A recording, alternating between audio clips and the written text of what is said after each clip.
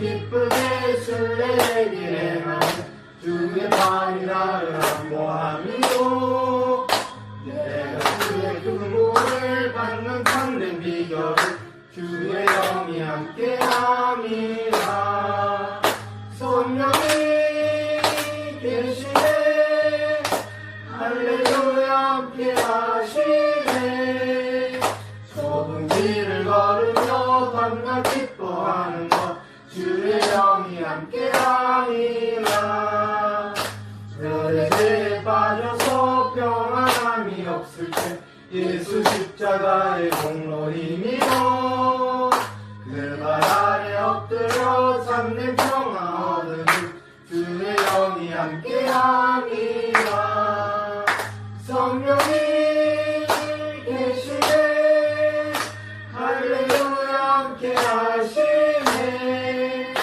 좁은 길을 걸으며 밤낮 기뻐하는 것 주의 영이 함께함이라.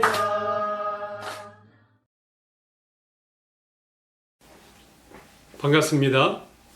오늘은 두 번째 시간으로 강아지, 고양이, 동물들도 천국에 가는가요? 하는 것과 내가 죄인이라고요? 내가 무슨 죄를 지었다고 나에게 죄인이라는 낙인을 찍습니까? 이 두 가지 주제를 가지고 나누기를 원합니다.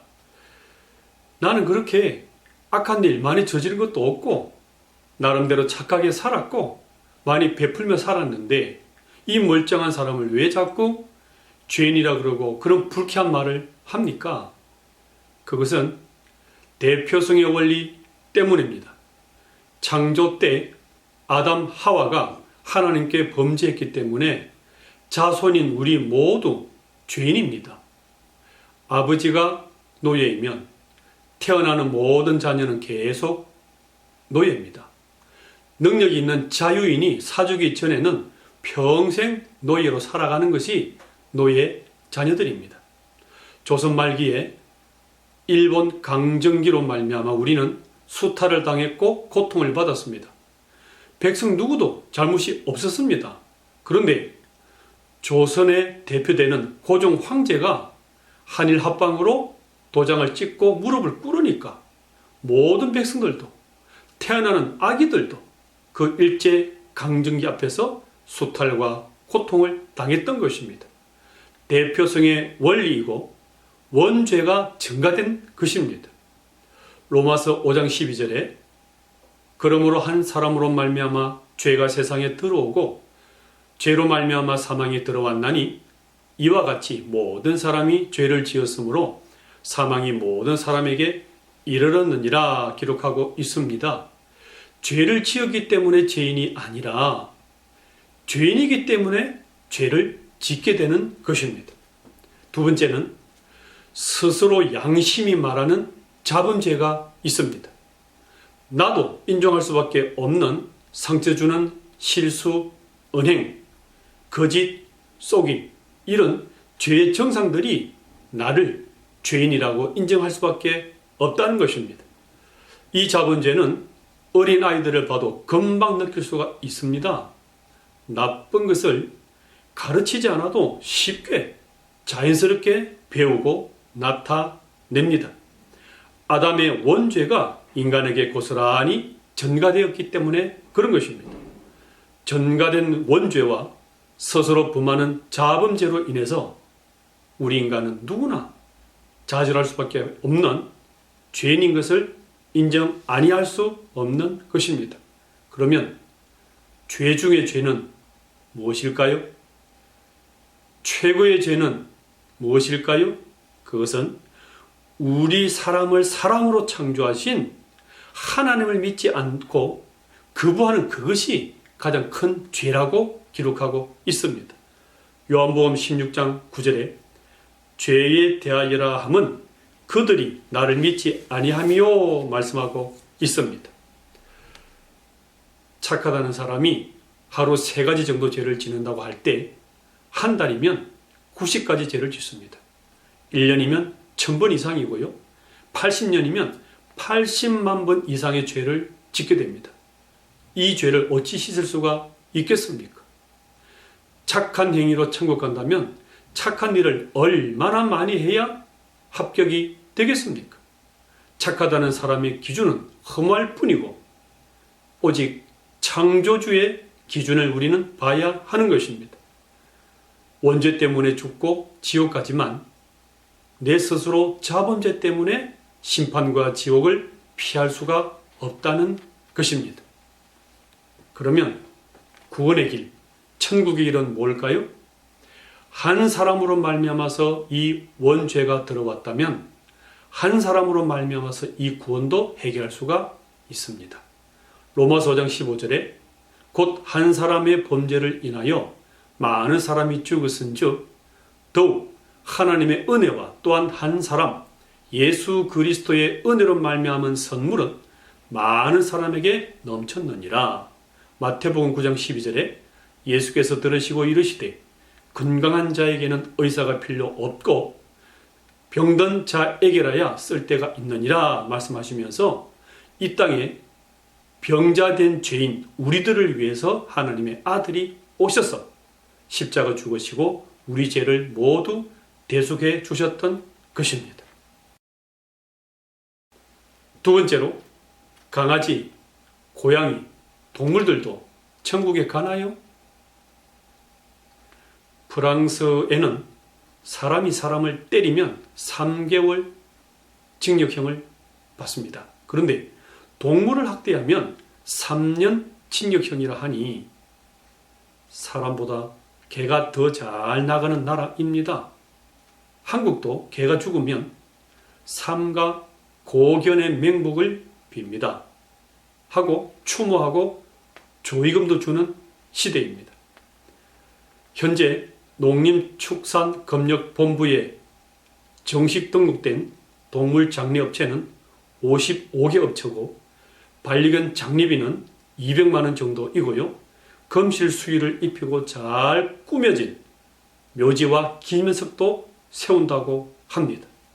나아가 천도제도 지내주고 유산까지 물려준다고 하니 개팔자가 상팔자일 정도로입니다. 앞으로 한국이 더욱 선진국이 될수록 이러한 현상들은 가중될 것입니다. 사람이든 동물이든 왜 사망, 죽음이 왔나요? 그것은 인간의 죄로 인해서 저주와 죽음이 오고 동물, 강아지, 이 자연 만물에 변질이 왔던 것입니다. 영혼이 있는 인간은 도덕법을, 본능대로 사는 동물은 자연법을 따라 살다가 죽습니다. 동물은 사람과 같이 창조됐지만 영혼이 없고 하나님의 형상이 아니기 때문에 자기 힘으로 천국이나 지옥을 선택할 수 있는 능력은 없습니다. 타락된 인간이 십자가 예수님의 구원으로 다시 하나님의 생명 천국을 회복하면 인간의 죄로 말미암아 망가졌던 동물, 강아지, 나무, 풀 한 포기 모든 자연들도 회복이 되는 것입니다. 이것을 본유적 회복, 만유의 회복이라는 말을 쓰는 것입니다. 에덴이 회복되는 천년왕국, 새하늘 새 땅이 회복되는 그 때가 되면 이렇게 동물들도 함께 천국에 있다고 이사야 65장에 말씀하고 있습니다. 이리와 어린 양이 함께 먹을 것이며 사자가 소처럼 짚을 먹을 것이며 뱀은 흙을 양식으로 삼을 것이니 나의 성산 천년왕국에서는 해함도 없겠고 상함도 없으리라 여호와의 말씀이니라 기록합니다. 이사야 11장에서도 말씀합니다. 그때에 이리가 어린 양과 함께 살며 표범이 어린 염소와 함께 누우며 송아지와 어린 사자와 살찐 짐승이 함께 있어 어린아이에게 끌리며 젖먹는 아이가 독사의 구멍에서 장난치며 젖된 어린아이가 독사의 굴에 손을 넣을 것이라 기록합니다. 곧 예수 그리스도의 구원 사역으로 인해 창세기의 에덴 동산이 회복이 되면 모든 창조물, 동물과 자연, 풀 한 포기까지 다 회복을 주는 그 천국이 있다는 것입니다. 그래서 마틴 루터가 살아생전에 애완견이 질병으로 고통스러워할 때마다 이런 말을 했다고 합니다. 귀여운 한스야, 걱정하지 마라. 우리 부활 때는 너도 금 꼬리를 가지고 천국에서 볼 거다. 이렇게 말을 했다고 합니다.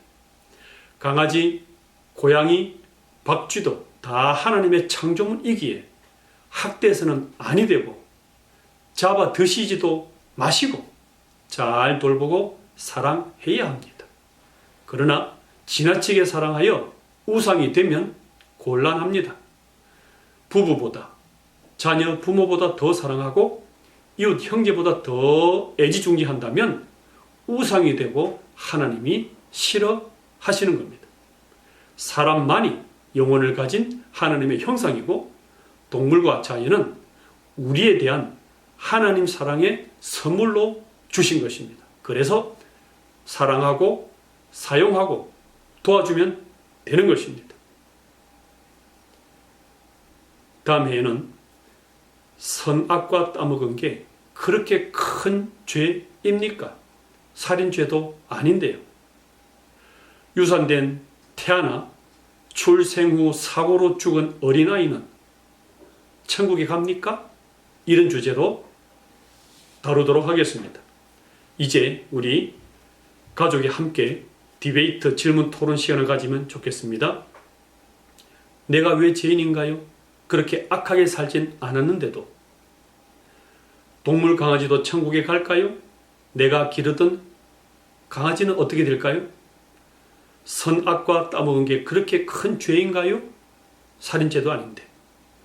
구원의 길, 천국문은 어떻게 찾을 수 있나요? 이런 질문으로 토론하고 나누고 남편, 아버지께서 마무리하시고 함께 기도로 마치면 되겠습니다.